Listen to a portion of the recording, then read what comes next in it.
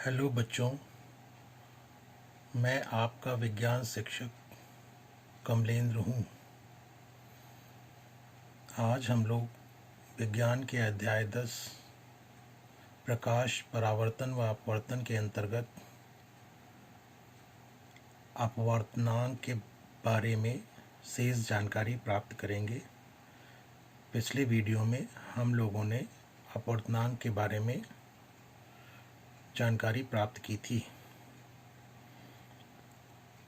आपकी किताब में पेज 193 पर एक सारणी 10.3 दी गई है, जिसमें कुछ द्रव्यात्मक माध्यमों के निरपेक्ष अपवर्तनांक दिए गए हैं। इसमें आप देख रहे हैं कि जैसे जल का अपवर्तनांक 1.33 दिया गया है। इसका अर्थ यह हुआ कि अगर प्रकाश की चाल को आधार मानकर हम इसको समझें तो हम पाते हैं कि चूँकि ये निरपेक्ष अपवर्तनांक है, इसलिए इस स्थिति में पहला माध्यम वायु या निर्वात है और दूसरा माध्यम जल है।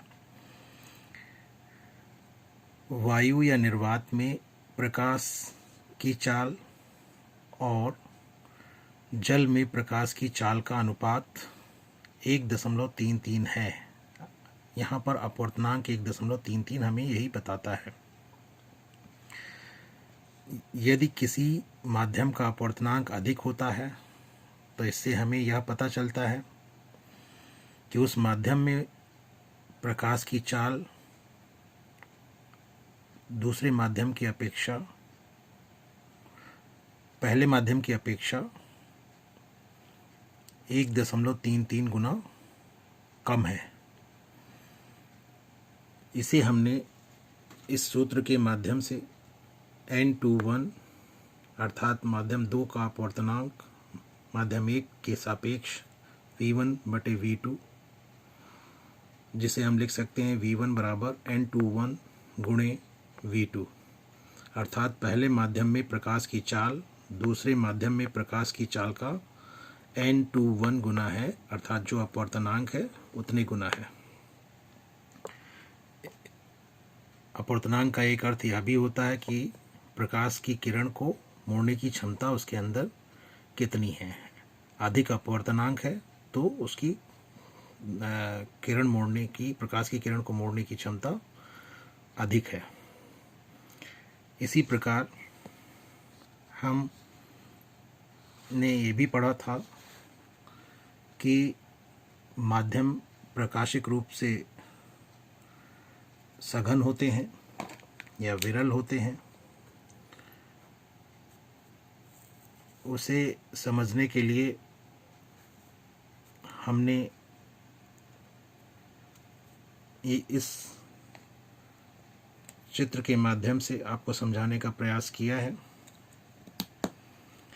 कोई भी माध्यम है उसके घनत्व को हम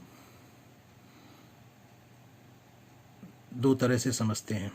एक उसका द्रव्यमान घनत्व होता है और दूसरा उसका प्रकाशिक घनत्व होता है। द्रव्यमान घनत्व को अंग्रेजी में मास डेंसिटी कहते हैं और मास डेंसिटी का फॉर्मूला होता है घनत्व D बराबर m/v। m जहाँ पर मास है या द्रव्यमान है और v वॉल्यूम या आयतन है। इस प्रकार किसी माध्यम के इकाई आयतन के द्रव्यमान को हम द्रव्यमान घनत्व या केवल घनत्व कहते हैं। अगर उदाहरण हम लें तो हम पाते हैं जल और शहद में अगर हम के घनत्व में अगर हम तुलना करते हैं तो शहद का घनत्व अधिक होता है।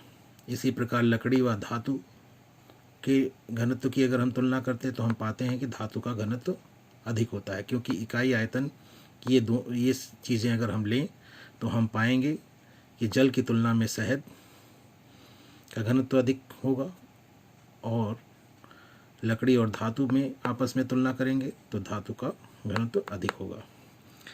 अब हम अगर प्रकाशिक घनत्व को समझने का प्रयास करें, जिसे ऑप्टिकल डेंसिटी कहते हैं, तो हम ये पाते हैं कि किसी भी माध्यम में प्रकाश को अपवर्तित करने या मोड़ने या उसकी दिशा को परिवर्तित करने की जो क्षमता होती है, उसी से हम प्रकाशिक घनत्व को व्यक्त करते हैं, उस माध्यम के प्रकाशिक घनत्व को व्यक्त करते हैं।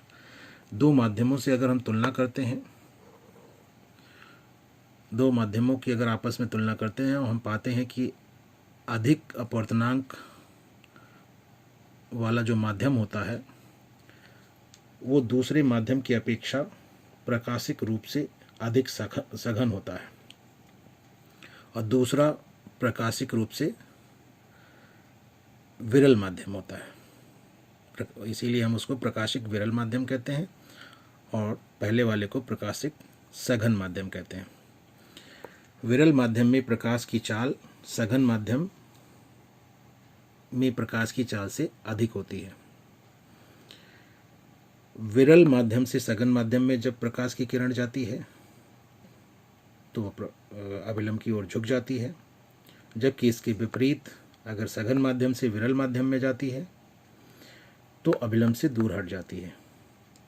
इस प्रकार हमने अपवर्तनांक के बारे में जानकारी प्राप्त की।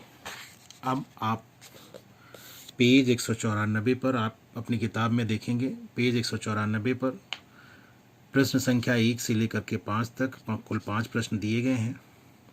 इन प्रश्नों को हल करने का आप प्रयास करेंगे। जो प्रश्न आपको कठिन लगेंगे उन प्रश्नों को आप मुझसे पूछेंगे। इस वीडियो में बस इतना ही।